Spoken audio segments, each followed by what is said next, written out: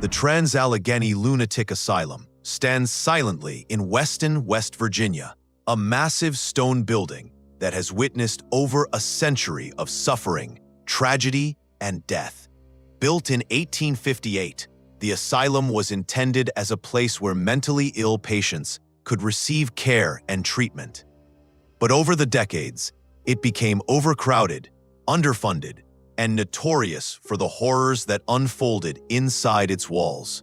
At its peak, the asylum held over 2,400 patients, 4 times its intended capacity.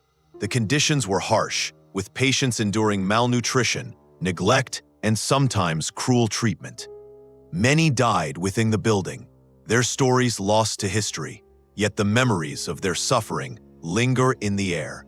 It is said that the walls of the asylum absorbed every cry, every scream, and every act of despair. Visitors who explore the asylum today report an overwhelming sense of unease.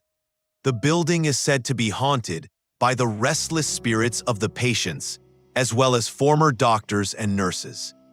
Footsteps echo through empty hallways. Doors slam or open on their own. Cold spots appear without warning, and some guests feel the presence of unseen entities watching or following them. Certain areas of the asylum are particularly notorious. Patient rooms and hallways often seem to retain echoes of the past.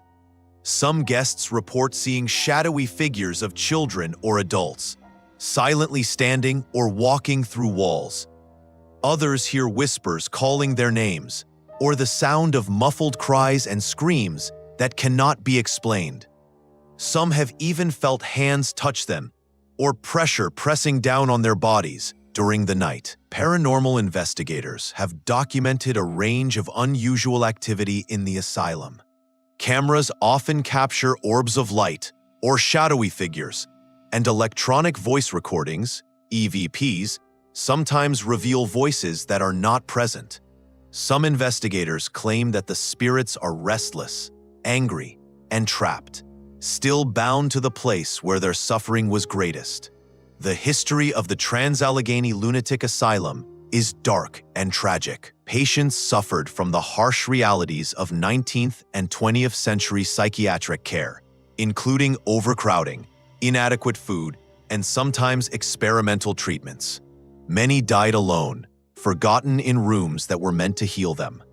The weight of their pain, fear, and sadness is said to remain, making the asylum one of the most haunted locations in the United States. Today, the asylum operates as a tourist attraction and paranormal hotspot, drawing visitors from across the country. People come for guided tours during the day to learn about the history and the lives of the patients. Others brave the night tours, hoping to witness the unexplained activity themselves. Paranormal enthusiasts often stay overnight, documenting every creak, whisper, and shadow in the hope of capturing proof of the supernatural. The Trans-Allegheny Lunatic Asylum is a chilling reminder that tragedy leaves a mark.